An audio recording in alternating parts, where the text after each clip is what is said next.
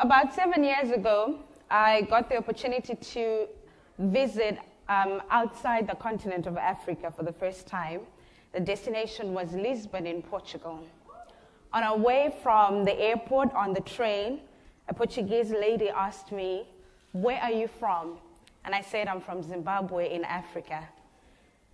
And a wave of pity washed over her face, and she said to me, "I'll pray for you."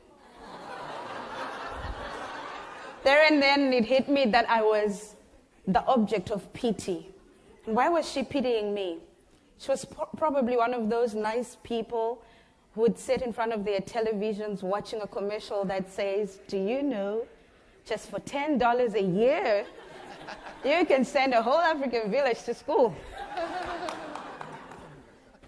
We must, to the world, we must appear like a retrogressive, backward continent infested with disease, war, people who cannot champion their own causes and rely on the charity of foreign aid to get by from day to day.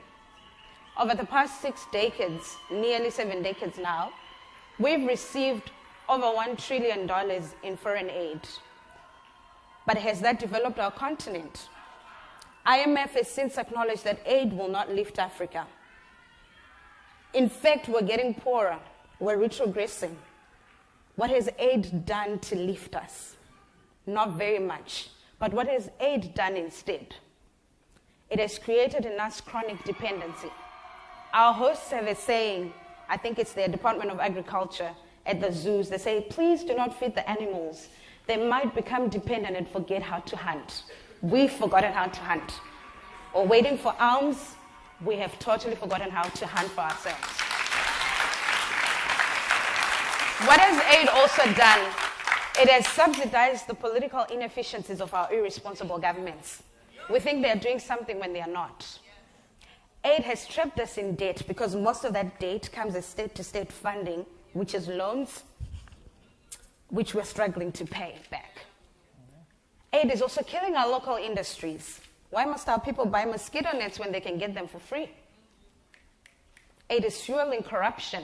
Agencies such as the United Nations, USAID, can work with governments regardless of how responsible they are or not. But I have a question for you, my fellows in the civic leadership cohort. Until when shall we continue to trade our weak and vulnerable as commodities to foreign funders so that we can sustain our paychecks from month to month? Until when shall we be complicit in implementing ineffective programs that are not designed to eradicate the problems on the ground, but only designed to align to the funders' interests?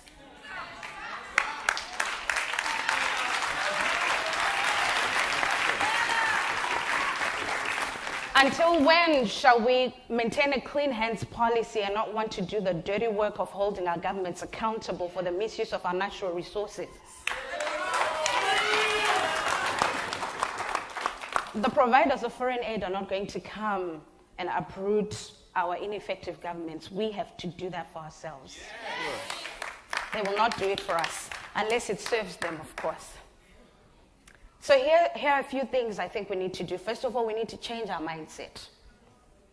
We can champion African solutions to African problems if we use our creative energies in the right way, if we remember how to hunt, if we hold our governments accountable, if we leverage on our status as the last investment frontier to move our continent from aid to trade. I'm not talking about something fanciful. Eritrea did this in 2007, completely rejected all foreign aid. For a few years, it was hardships. But from 2010 going onwards, the economy started recording growth. 2010, 2011, and they're still on a growth trajectory. Short-term hardship, long-term gain. Rome wasn't built in a day. Ghana is doing this, moving themselves from aid to trade. Our own countries can do this as well. And as for our hosts and everyone else who wants to help us, I would urge you to reconsider the manner and extent and scope of the help you give us. We no longer just want fish. We no longer just need fish. We need you to help us learn how to fish. Some of us already know how to fish. We need to learn the new technology in how to fish better. help us with tech transfer, capacity building. Some of us already have the tech to fish, but we need access to the fish markets. Give us favorable trade deals. We need partnerships.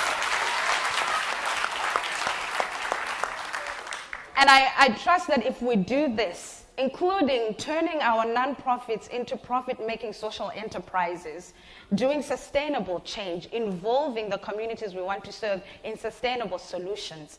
I believe that one day when I go back to Lisbon, and if someone asks me where I'm from, I'll say, my name is Sharon Bwanya. I am from Zimbabwe in Africa. And I'll watch their face fill with wonder, awe, and admiration. Thank you.